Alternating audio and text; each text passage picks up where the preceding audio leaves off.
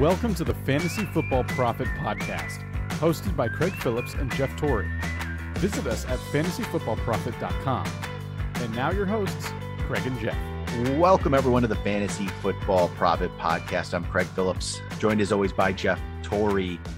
Today we're talking some more 2022. It's my favorite thing to talk about. I love talking about next year. So we're going to talk about next year, 2022. This time we're doing tight end rankings. And tight end's an ugly position. It just is. If you hit on a tight end though, and you have a guy that you can actually just plug in and get you points, it's such a just massive benefit in fantasy, which it just, you don't want to be just sticky. Like, can Mike Gesicki get me 2 points? Like that's what he did for me the other night. He's like 2 points something. Thank God I didn't have to rely on him. I already won a title. But when you have to go to that level, it's just, man, it's frustrating. But the problem is there isn't many sure things. So let's figure this out, Jeff. Our top 10 tight ends for 2022. And to be honest, I don't think it's just a plug them in anymore. I don't think you just say Kelsey automatically. You can't. I don't know. I don't even know if I'd put him number one, to be honest. I don't think it's automatic. I think I would still lean. I think I would lean towards Kelsey as number one, though. I don't think it's that near like he's on a different tier anymore. See, I mean, he's always out there. He seems to always play. And Kittle, I love Kittle. Kittle's been injured a little more than Kelsey has. So who do you think it's Kelsey? It's Kittle, it's Andrews? I was going to say, those three are on the number one tier for me. I personally would go Kelsey, and then I'd probably go Andrews and then Kittle. I mean, I would love to have any of them, but Kittle coming back from the injury, he looked phenomenal, but I would still like to see it. We've seen Andrews and Kelsey be like the number one target on their team for years and be able to stay pretty healthy. So that's why Kittle is just a little bit underneath them. He has huge upside. We hopefully will finally see it, but we don't even know really who the quarterback is going to be next year. That's the key to me right there. It's the quarterback. We know what Kelsey has. Lamar should be pretty. We know what Mark Andrews has, and we're if you listen to the quarterback show, there's some slight concerns with Lamar, but not massive concerns. You know, our concerns about Lamar. I mean, they kind of came up this year without a running game and all of that, but Andrews has been the steady as you go player. He's kind of the security blanket. He'll get his touches no matter what. So I still believe in that. Do you believe in Kelsey in number one, or would you rather have Andrews? Because I know you were really dealing with that. I don't know if Andrews has passed him for me now. It's close. Andrews has been better this year. But part of that was Kelsey. It wasn't just Kelsey had a massive game just a couple weeks ago. Looked awesome. And he's still didn't overtake him in points. But some of it was points in standard. Like the Chiefs had to figure something out. They weren't playing well, and they finally figured something out. And I feel like they're going to go into next year. It's going to be better. I don't know. I don't know why. I think Andy Reid's a good coach, and I think he's going to figure something out for him. Right. I do think you can make this argument for a lot of teams, but there's a few, Tampa Bay for one, and KC is definitely another, where they have such huge contracts that they have to win now. And I feel like having Hill, having Kelsey, having Mahomes, having all these other defensive players that give them a chance to win Super Bowls, I do feel like you have to win now. So they're going to use him as long as he's healthy. And I don't think his age or anything has made me worry about that. I'm kind of with you. He's still number two, and we don't think that he's playing as well as he could. Yeah. So that's kind of why I lean towards number one still. So Kelsey, Andrews, Kittle sounds good. I like that. It's a clear top three for sure. I do think that is a tier. The first time I would say that this past year, I thought that Kelsey was going to be a tier on his own. It's still definitely very good. But yeah, and these are the top three in fantasy this year by a good margin too. Yeah, it's really not even not even close. And points per game for sure, just a massive margin between these guys. Like it's not even close. Here's the crazy part too. If you're just going by points average, I think Gronk is actually fourth. He would be. He's missed so many games. Yeah. Yeah. I have no idea where he would be slotted, but it's very interesting how much it falls off. Like we thought Dawson Knox was going to be up there. Waller would be up there.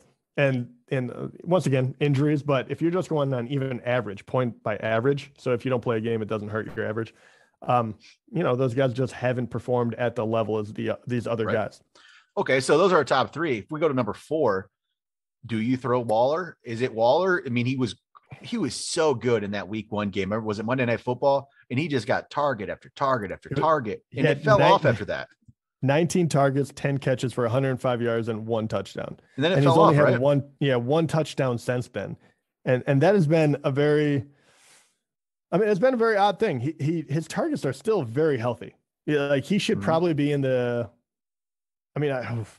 okay. So here's the deal. Like, even though as much as we know he's talented, we saw what he could do in week 1 and just never happened. The problem is, who else? To me, there's only 2 options here. I have 2 options in mind.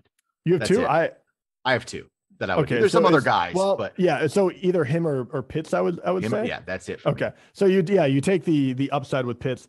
The worry about him is that team going to get any better? I mean, he's doing it regardless right now, but the guy he's only caught 1 touchdown on the year, and he's a freakish athlete. Yes. He's unbelievably good in his rookie year, which is very difficult to do at tight end. So he's getting the yardage. I have to believe the touchdowns would follow. That team, I don't know what that team is. And also for the Raiders, what is going to change next year where you think Waller will get more production? Because it does feel like they went away from him and it wasn't health-wise. And I don't understand why. Like, that's the weird thing. Like, what happened? There were teams were just, let's concentrate on, let's stop Waller. We're going to stop Waller. There isn't really much else this team can do to us. Let's stop Waller.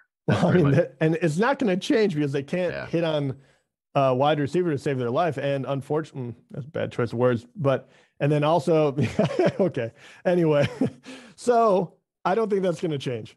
So Waller and him, I think, would be the next 2 in my case. Would you rather go the big upside? I think I would go big upside. I think I would go Pitts.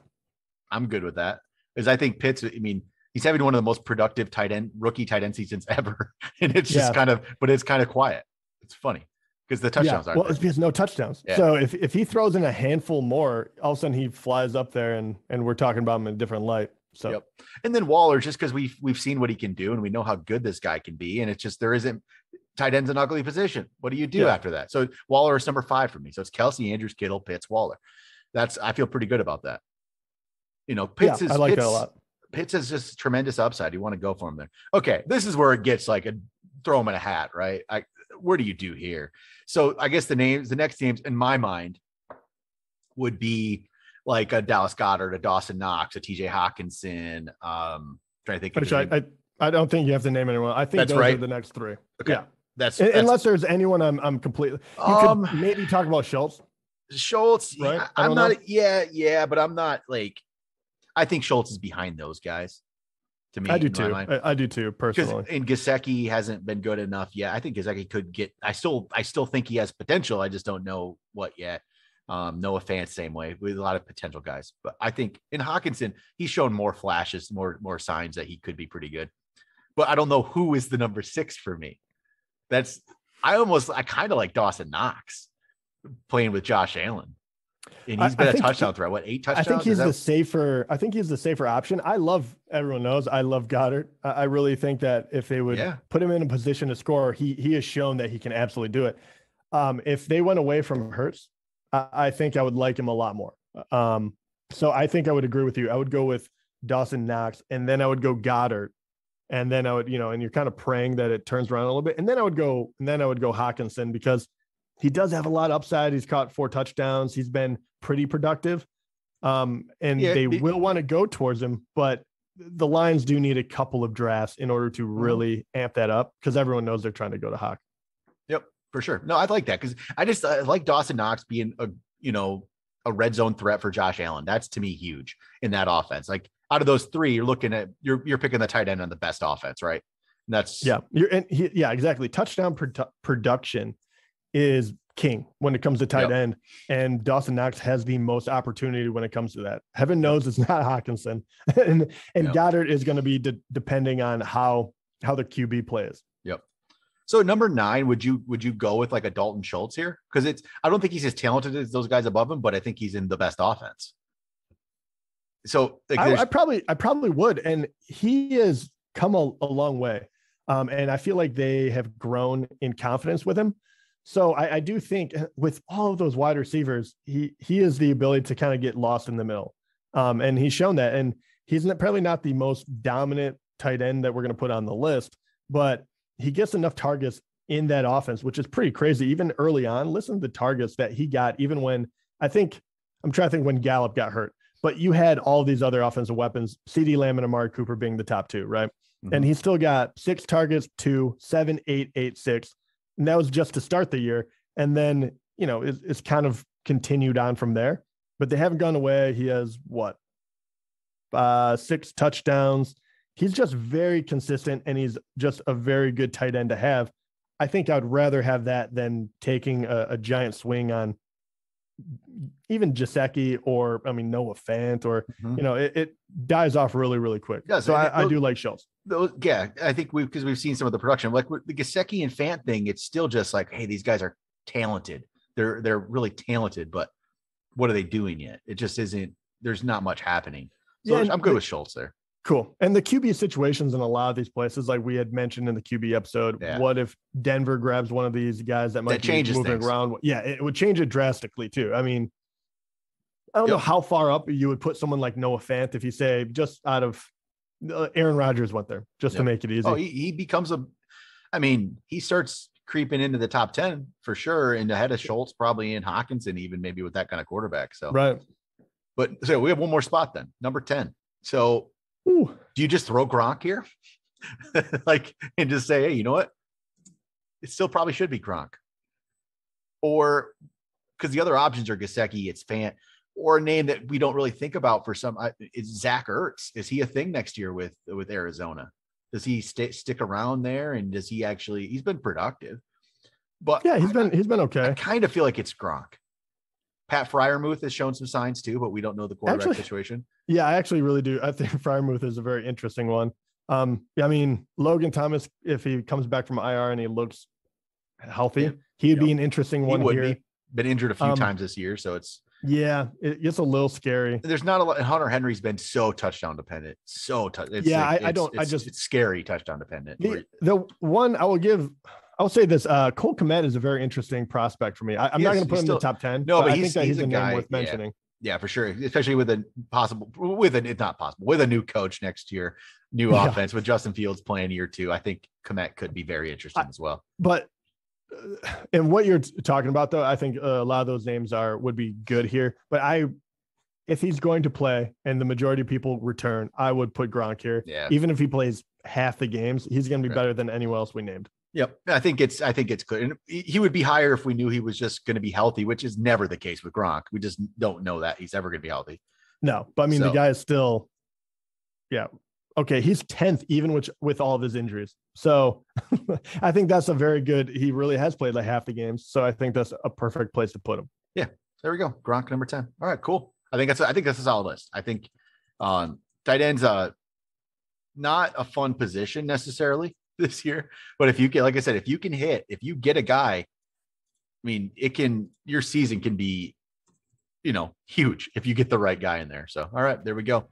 Tight ends 2022. That'll do it for this week's episodes. Back next week, we're going to talk some more 2022 bust, breakout, sleepers, all that good stuff. But that'll do it for today. Talk to you guys next time.